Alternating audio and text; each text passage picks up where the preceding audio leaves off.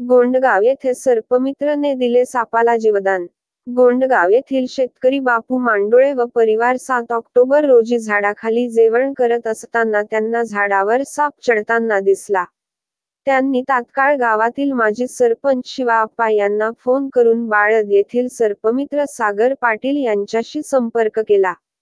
माहिती मिळताच सर्पमित्र सागर शांताराम पाटील राहणार बाळद तालुका भडगाव अवघ्या 10 मिनिटात जागेवर पोहोचले. सागर पाटील यांनी बघितल्यानंतर सांगितले की हा साप पक्ष्यांची पिल्ले किंवा आरडे खाण्यासाठी इथं आला असावा. सर्पमित्र सागर पाटील यांनी साधारणतः 40 मिनिटं प्रयत्न करून हा साप ताब्यात घेतला.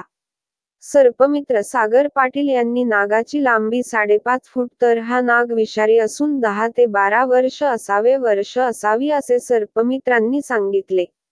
सापांविषयी लोकांच्या चुकीच्या भावना किंवा अंधश्रद्धा याविषयी लोकांना समजूत दिली. सर्पमित्र सागर पाटील यांनी सांगितले की एका महिन्यात 100 ते 150 सापांना मी जीवनदान देत असतो. वेगवेगळ्या ठिकाणावरून साप पकडून सुखरूपपणे जंगलात सोडतो आणि सतीश पाटील, दिव्य महाराष्ट्र न्यूज, गोंडगाव.